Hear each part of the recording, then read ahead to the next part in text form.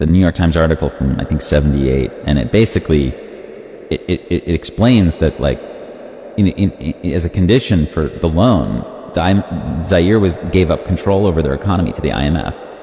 Like this was not a conspiracy; it was just like a known thing. Meaning the government of Zaire had to place IMF officials in its government, in the treasury, in control of the economy, and we would shape the economy. Usually to do two things in the tropics. We would focus on extractive industries. So like, let's get this stuff out of the ground as fast as possible without any benefits accruing to the local population. In fact, we'd often like ruin the environment around them and, make their life miserable. And number two, agriculture stuff. So we would like force them to do this like monocrop, like kind of industrial scale agriculture that usually of things that they couldn't eat, that they would export to us for our consumption. Palm oil, rubber, tea, coffee, etc. Right? So we would like engineer their society to do this and to be more dependent.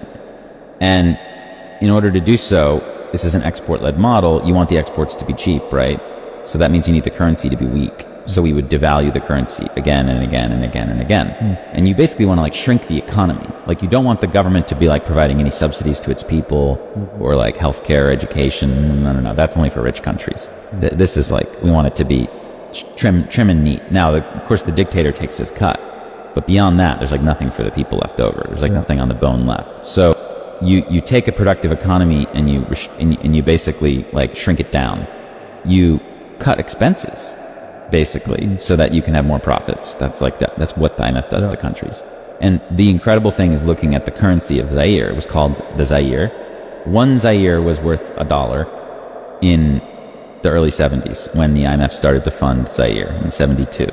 It's worth $1. By 1995, after the IMF had given billions of dollars to Mobutu and Mobutu was finally overthrown, one Zaire was worth 1/1000000000 of $1. Wow. 1/1000000000 of $1. Staggering. What's up? Good day, friends, families, followers out there who's watching. I'm going to talk about law. Kina value la Papua New Guinea now currently Kina values.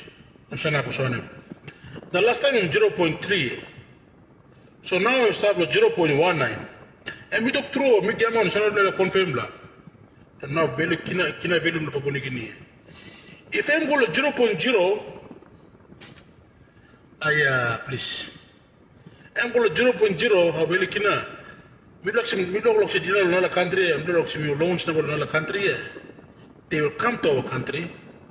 They will get as much as some back or back is the loan from our country, from our soil, our available resources, our protein, and by competition with the money of loan, they will go to their country.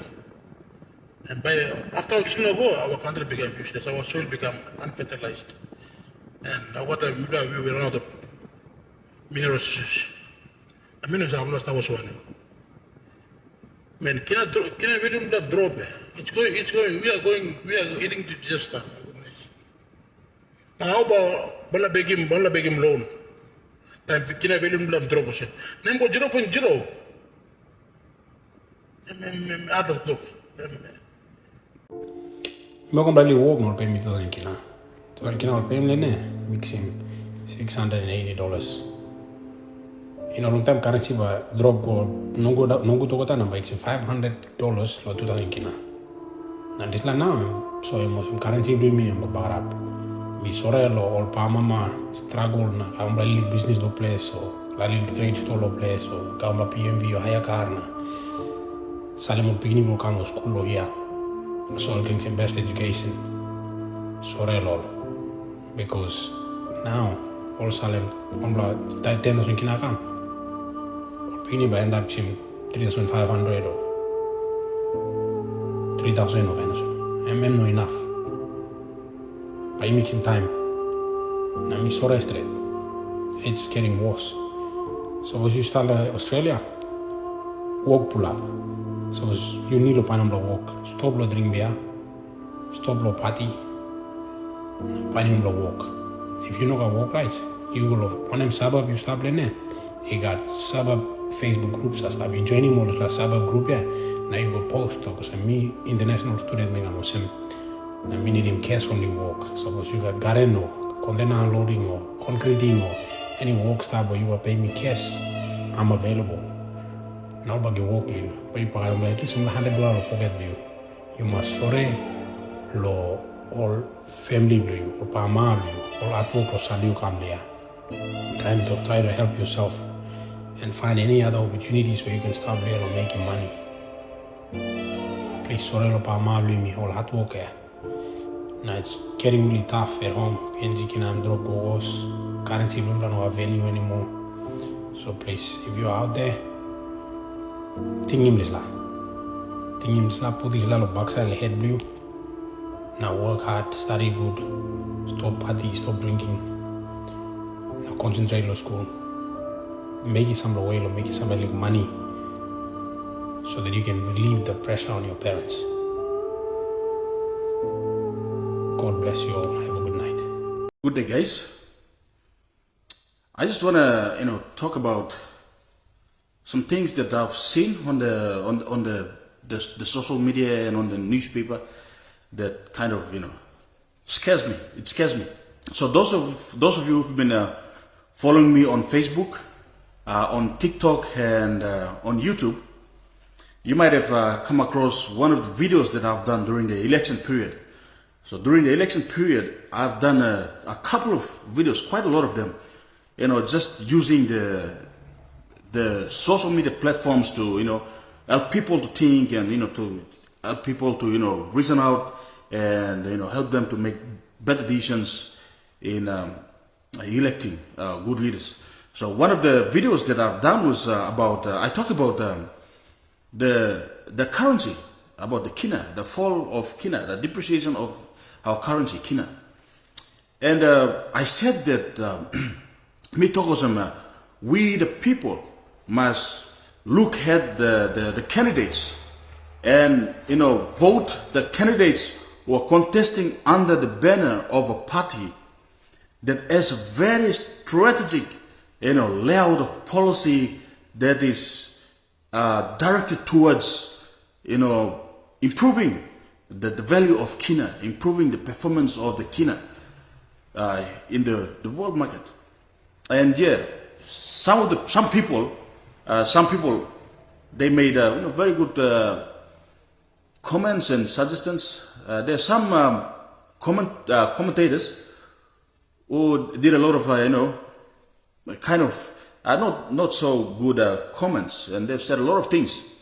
They said some of them. They said things like I don't know what I'm talking about.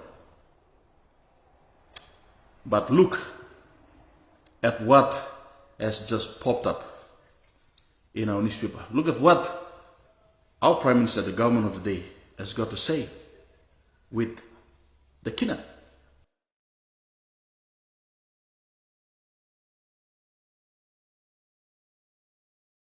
So our government can do nothing but just to admit that Kina is no longer tradable outside of Papua New Guinea. But they said it has its value in the country, but outside, no God. But can we make Kina tradable outside of Papua New Guinea? Can we? Yes, we can. Yes, we can. So to those people who said that I don't know what I was talking about, now look at what our government has said. We can do commentaries and say this and that, but the reality stands. The reality stands. So when I think about, when I think about this notion, like this saying, they say, voting man good. In such time, now it's the period, Mr. Bear. When I think about this, it hits me hard. So, one does not need a bachelor's degree or even a diploma or a master's in economics and accounting to know that the depreciation, our Kina, our currency is depreciated. Like, now you're watching. Do you need a degree in economics or business accounting and management to know that our Kina has dropped. No, you don't need. Common sense. When people look at the goods on the shelves, the prices, time also when the prices of the goods have increased, that's inflation. And making Kina value blame drop. That is common sense.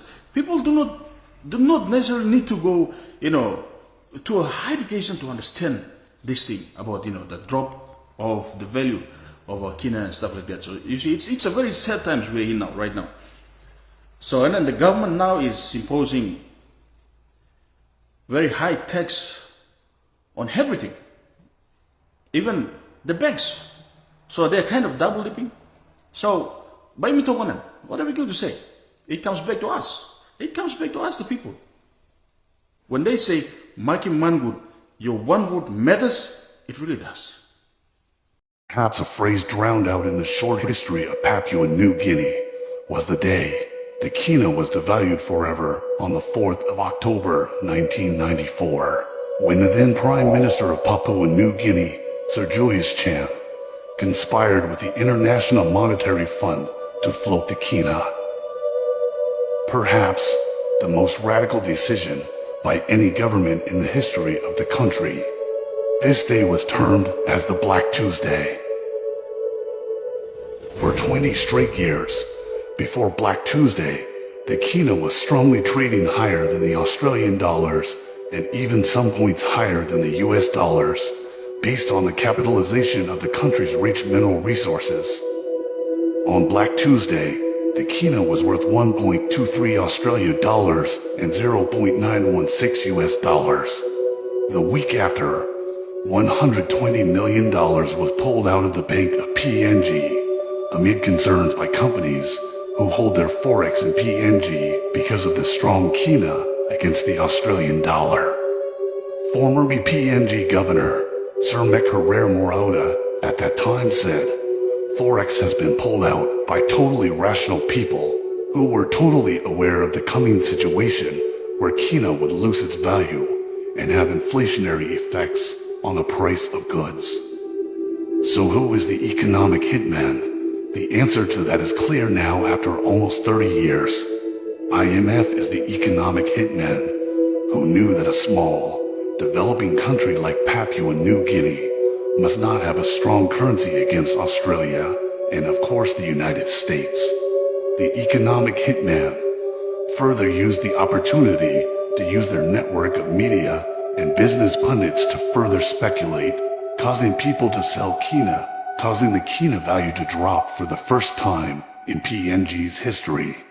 The Kina never recovered, and PNG has been grappling with high inflation ever since, sending the cost of living skyrocketing to unprecedented heights. IMF is now coming to Papua New Guinea again.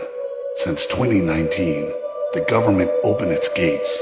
It's been 5 years now, and look at Papua New Guinea today.